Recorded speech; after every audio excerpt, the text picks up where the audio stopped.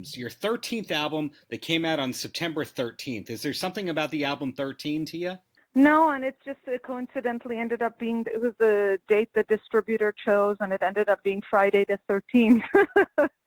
So, no, it wasn't significant for me specifically. A lot of people really like the album, great reviews and all that kind of stuff, but did the release of the album have anything to do with you getting to open up for Bauhaus? It's not really so much that, actually. I've known Peter Murphy for many years. He reached out to me years ago because he's a fan of the work I do with my World Electronic Band.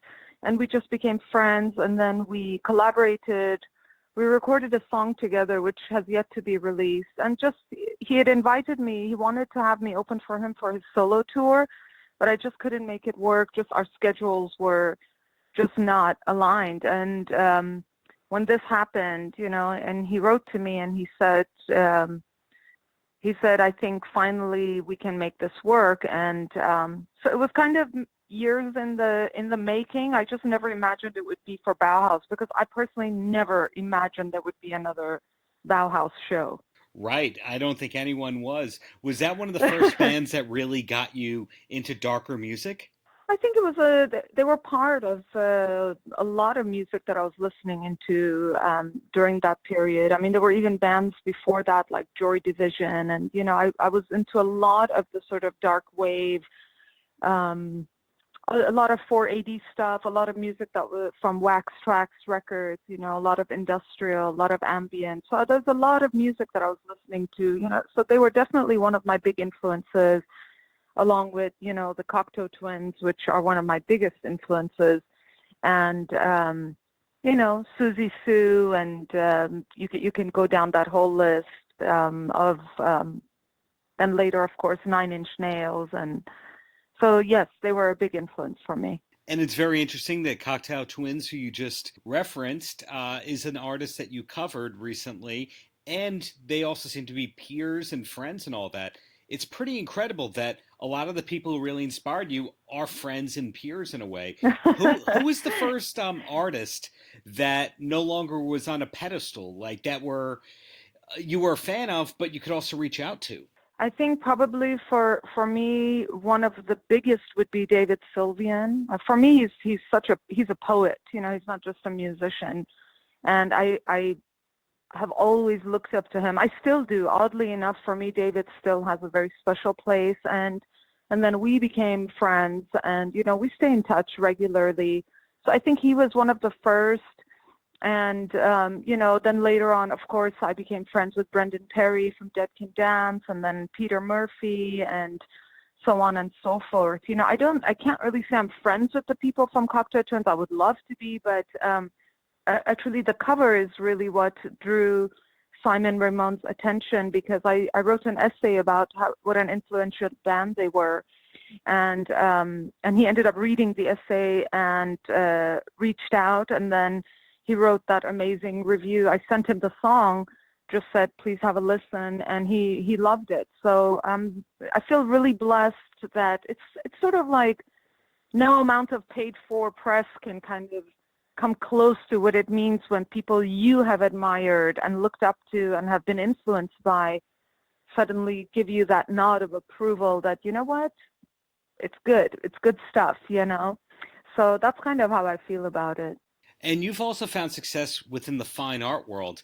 Are those two facets of your career totally independent of one another, or is there actually overlap? I think there's certainly some overlap, and there probably will be more in the years to come, because I'm very much interested in mixing different art mediums, so that as someone who's experiencing music or art, you have a multisensory experience. So I started getting into the fine arts more as an escape from music, because there was so much pressure on music and so many people depending on me to deliver, and I needed just a creative outlet that was not about, I need to earn money doing this, or, I have a deadline to do this. And then as I started developing that, I realized my friends were, encouraging me and saying, this is something you should really pursue seriously. Then I started animating the artwork. And now my idea is to actually create the artwork, animate it, and write unique pieces of music for each one. So that's kind of more where I'll likely be going in the near future.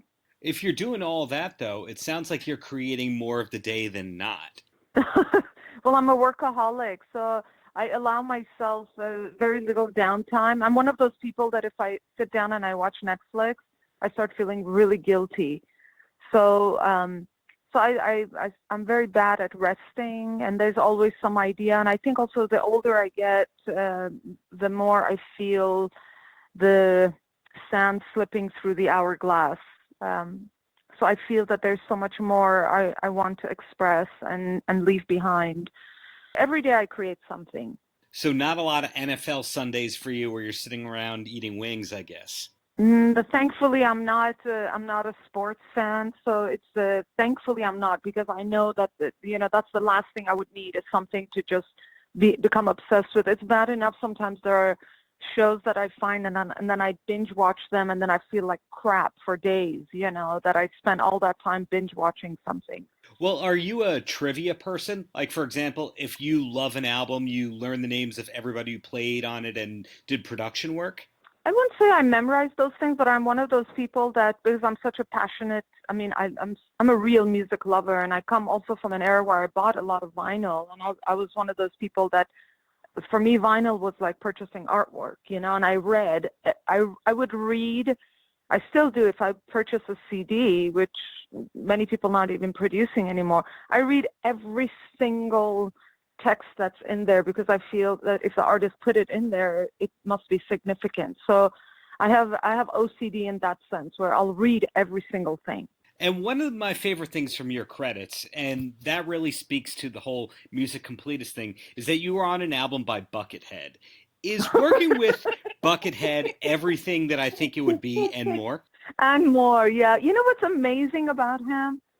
He is such a shy and sweet guy when he's not wearing his bucket, and then the bucket goes on, and I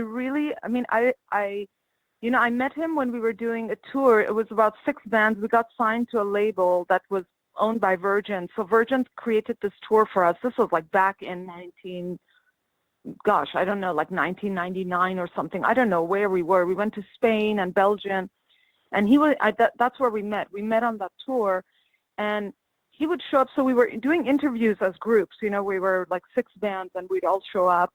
And here I knew Brian, like, on the plane, and he hated for you to call him Brian, but he would let me get away with it. And then he was like this shy, timid, sweet, gentle guy.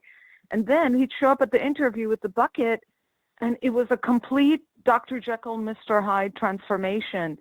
And I just thought that was amazing.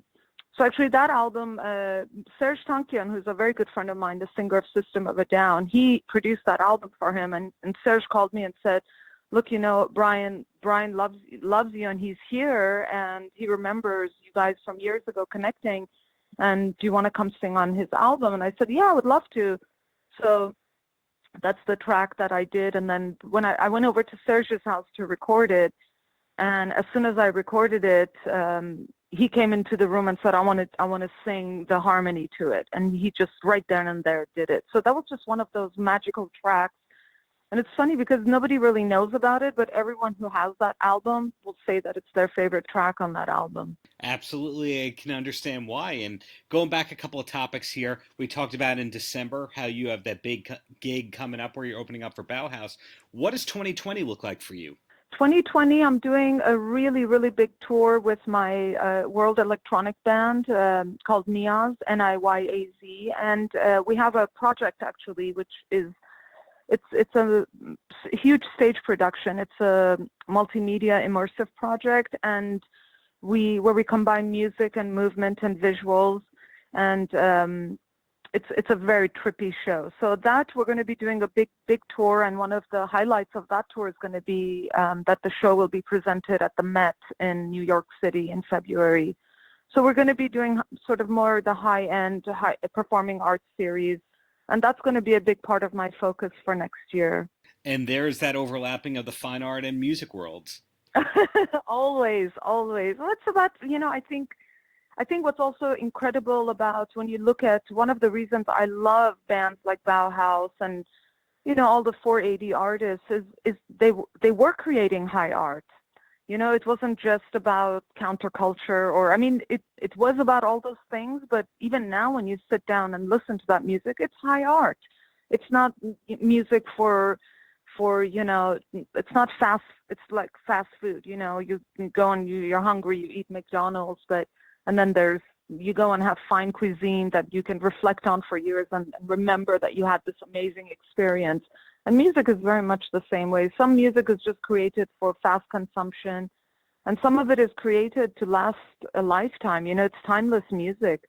So I think that was one of the biggest things I took away from that era of music, which made me try to achieve for excellence. And that is that you really must achieve to create high art in whatever medium you're working in. The slow food approach. So in closing, any last words for the kids? I hope they enjoy the album. It's probably the work I'm most proud of because I did it all by myself, and it was a very lonely process because I love collaborating, and through the process I went through a major transformation. So I really hope that it touches people, that moves people, and it will be an album that will bring people hours and hours, years and years of enjoyment.